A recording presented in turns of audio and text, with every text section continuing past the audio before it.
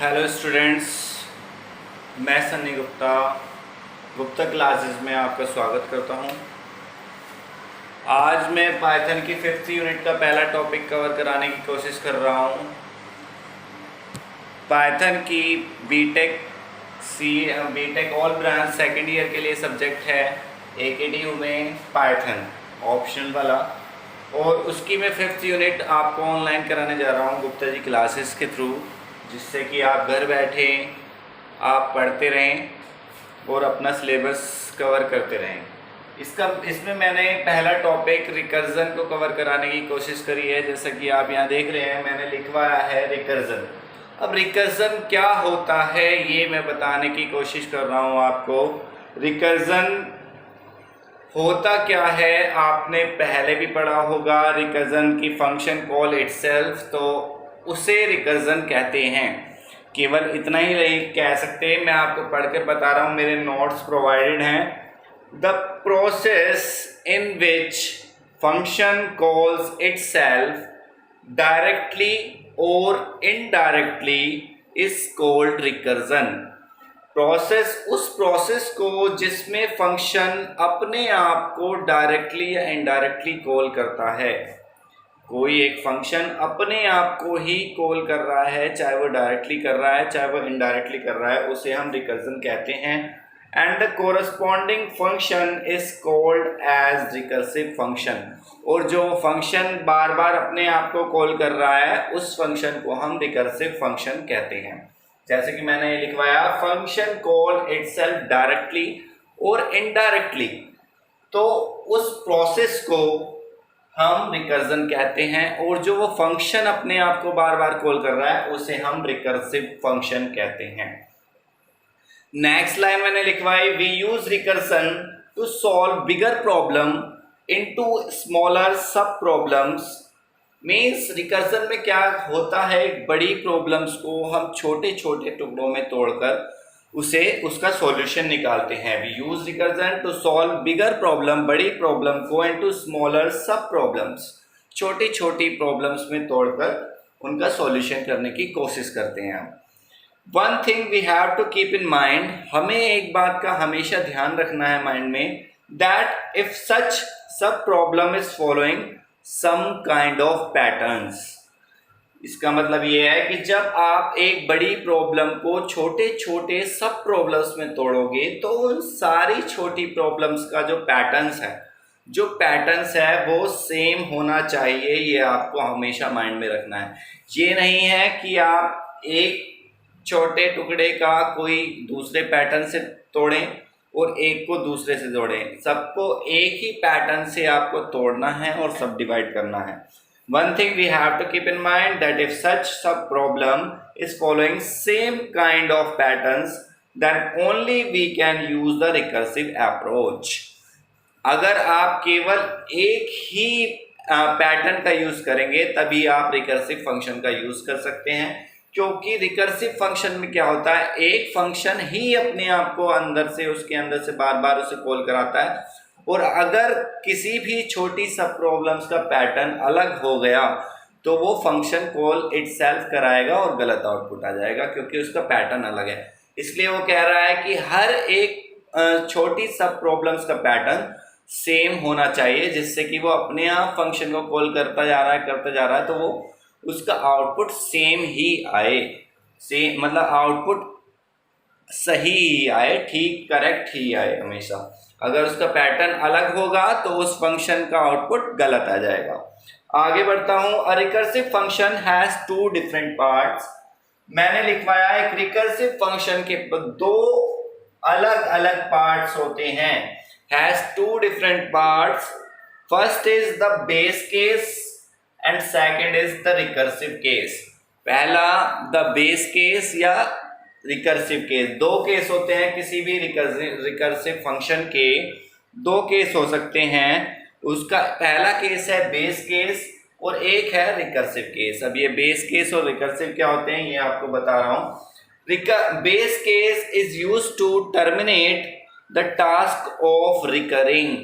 ये क्यों का यूज होता है, टर्मिनेट करने के लिए, कि इसके लूप को खत्म करने के लिए ये बेस केस डिफाइन होता है। बेस केस वो कंडीशन होती है जहां पर हमारा लूप, जहां पर हमारा फंक्शन खुद को कॉल करना स्टॉप करेगा, टर्मिनेट करेगा, लूप से बाहर आने वाली कंडीशन होगी, वो बेस केस होगी।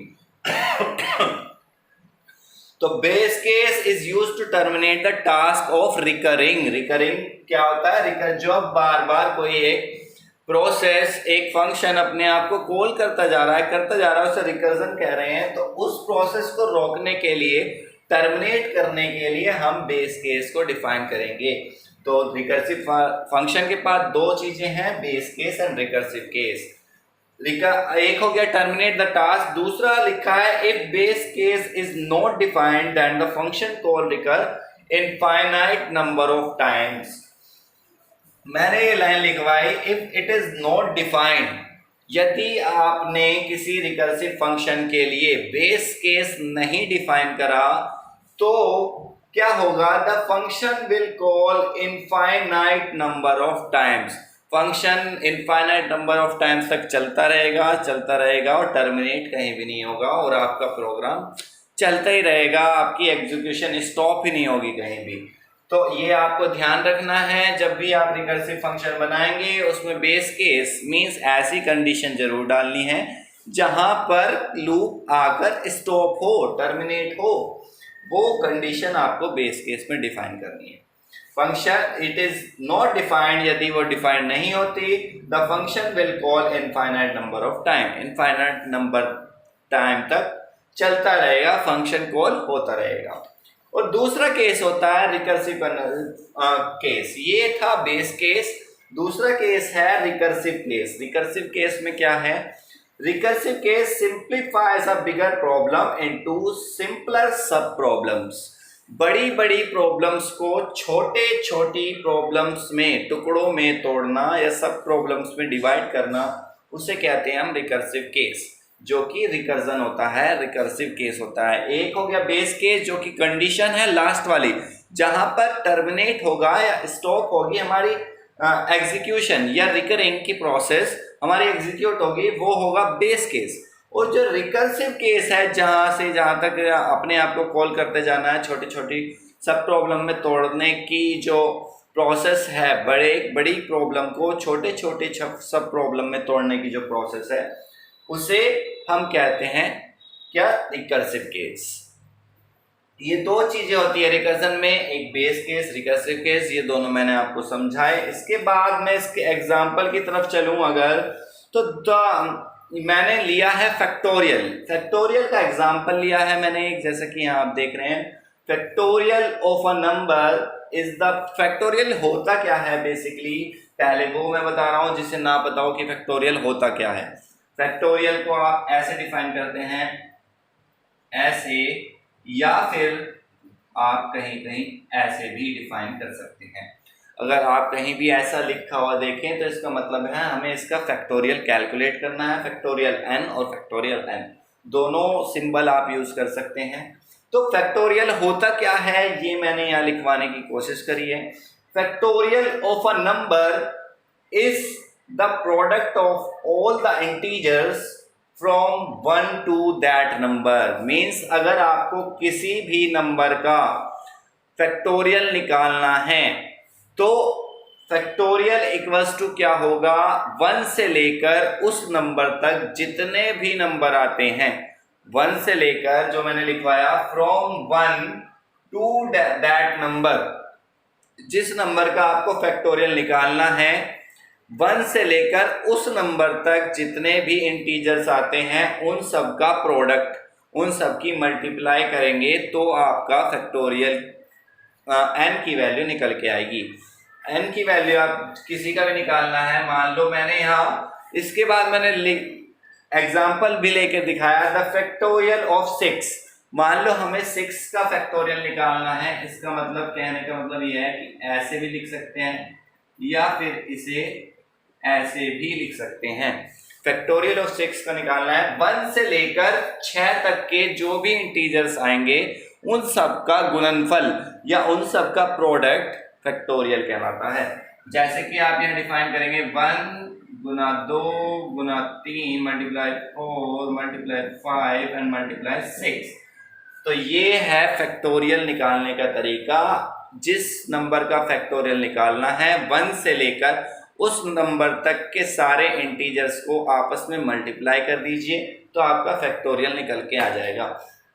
जैसे कि हमने यहाँ करा है, factorial of 6 is denoted by 6 factorial equals to 1 * 2 * 3 * 4 * 5 * 6 equals to क्या आया, दोनों की आप सबकी इनकी आपस में मल्टीप्लाई करोगे तो क्या आएगा, इधर से आप मल्टीप्लाई करना शुरू करो। 6 × 5 = 30, 30 × 4 = 120 और 120 तिया 12 × 36 360 और दूनी 360 दूनी 720, 720 एकम 720, 720 इसका करेक्ट आंसर आ गया। अगर आपको 6 का फैक्टोरियल कैलकुलेट करना है तो 1 से लेकर 6 तक के जितने भी इंटीजर है उनकी आपस में मल्टीप्लाई कर दीजिए।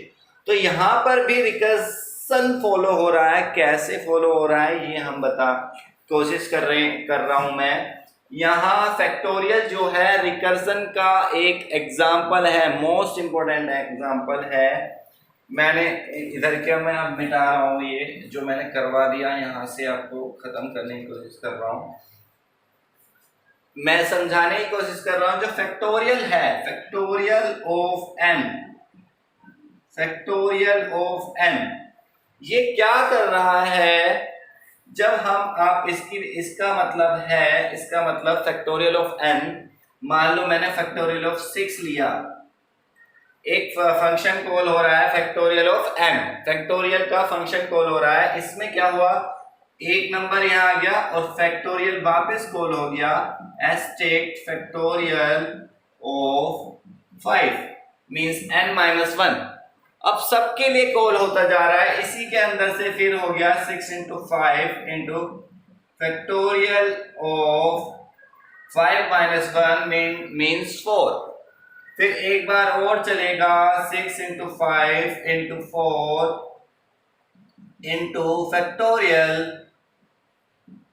फिर से 4 - 1 3, ऐसे ही फिर चल गया 6 × 5 इंटू 4 इंटू 3 इंटू फैक्टोरियल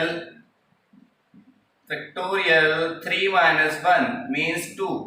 और एक बार और चला देते हैं 6 × 5 into 4 into 3 into 2 into factorial 1, जो कि 1 ही आ गया। तो इसका आंसर क्या होगा, 6 × 5 into 4 into 3 into 2 into 1 this. तो ये क्या है, ये एक रिकर्सन फॉलो हो रहा है कि एक फंक्शन है उसे छोटे छोटे टुकड़ों में तोड़कर बार बार वही प्रोसेस को हम करते जा रहे हैं। और एक बेस केस है इसका जहां पर n = n हो जाएगा, n-n 0 हो जाएगा तो फैक्टोरियल 0 = 1। तो वही बेस केस होगा जहां पर हमारा लूप या रिकर्सन की प्रोसेस टर्मिनेट हो जाएगी। अब इसको मैं प्रोग्रामिंग में कैसे लिख रखा है, ये कोड है, ये मैंने लिख रखा है। आप इसको मैं समझा देता हूँ क्या हो रहा है, कैसे ये रिकर्सन का फंक्शन बना है, कौन सा इसमें रिकर्सिव फंक्शन है ये भी बता देता हूँ मैं। अब एक एग्जांपल लिया है हमने, एक फैक्टोरियल नाम से एक फंक्शन बनाया है डेफ। जब भी हम कोई फंक्शन क्रिएट करते हैं तो डेफ कीवर्ड का हम यूज करते हैं। और फैक्टोरियल, और जो भी नंबर का हमें फैक्टोरियल निकालना है वो हम उसको एक x आर्ग्यूमेंट पास करा है सही है, एक x आर्ग्यूमेंट पास करा है, डेफ कीवर्ड का यूज, फंक्शन को डिफाइन करा, एक x आर्ग्यूमेंट्स वो ले रहा है कोई। यदि इसके अंदर फंक्शन के अंदर कंडीशन चेक करी हमने, अगर उसमें एक ही एलिमेंट है तो वो रिटर्न ही हो जाएगा, अगर एक ही है केवल। तो x = 1, यदि x = 1 है तो रिटर्न 1 कर दे, क्योंकि अगर केवल हम यहाँ फैक्टोरियल 1 डाल दें तो फैक्टोरियल 1 की वैल्यू तो 1 ही आने वाली है, क्योंकि 1 फैक्टोरियल 1 = 1। इसके आगे तो ये रिकर्सिव हो ही नहीं सकता, इसलिए वो कंडीशन चेक करा दी। अगर हमने 1 डाला है, 1 का ही हम फैक्टोरियल निकालना चाह रहे हैं, वो तो बाय डिफॉल्ट 1 ही हो जाएगा डायरेक्ट। उसके बाद अगर एल्स, अगर 1 के अलावा कोई कुछ और है, कोई और इंटीजर वैल्यू है, 2 है, 3 है, 4 है, 5 है एंड सो ऑन है, तो उस कंडीशन में क्या होगा, उस कंडीशन में रिटर्न करेगा एक रिकर्सिव फंक्शन, जो कि कैसा होगा, जो मैंने अभी यहां बताया आपको, x into factorial x minus 1, x equals two factorial x minus 1, जो कि मैंने यहां बताया। ये फैक्टोरियल हमने 6 का निकाला था, तो 6 यहां आ गया, तो वही कंडीशन x यहां आ गया, और factorial x minus 1 means 6 minus 1 5 हुआ था। ऐसे ही फिर 5 माइनस 1 4 हुआ था, ऐसे ही 4 माइनस 1 3 हुआ था, ऐसे ही 3 माइनस 1 2 हुआ था, और 2 माइनस 1 1 हुआ था। तो इसी रिकर्सिव फंक्शन पर मैंने आपको लॉजिक लगाकर बताया था। अब क्या करते हैं, अगर 1 आया तो डायरेक्ट वो रिटर्न कर देगा 1, अगर एल्स, अगर और कोई इंटीजर है तो ये रिकर्सिव फंक्शन कॉल होगा।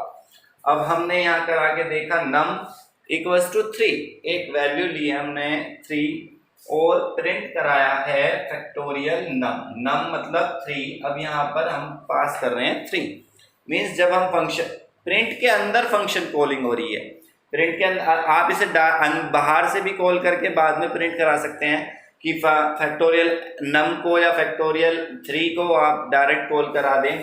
कैसे करा सकते हैं,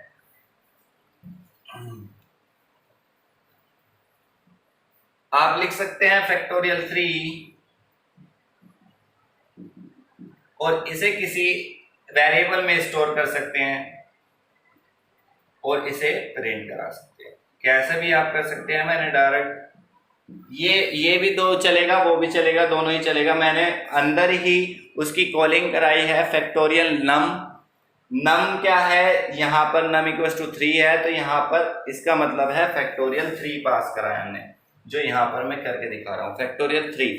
तो यहाँ से फंक्शन कॉल होगा, फंक्शन कॉल क्या होगा, यहाँ पर x की वैल्यू 3 आ जाएगी, x की वैल्यू 3 आ जाएगी, तो जो इफ x इक्वल्स टू 1 वाली कंडीशन है वो फॉल्स हो जाएगी, वो इस इफ वाली कंडीशन के अंदर नहीं जाएगा, यहाँ नहीं आएगा, वो एल्स वाली कंडीशन पर जाएगा। एल्स वाली कंडीशन में उसे मिलेगा return x asterisk factorial x minus 1, तो वो क्या रिटर्न करेगा, x मीन्स 3 रिटर्न करेगा और 3 के साथ एस्टिक लगाकर फैक्टोरियल वापस रिटर्न करेगा फैक्टोरियल 2 को।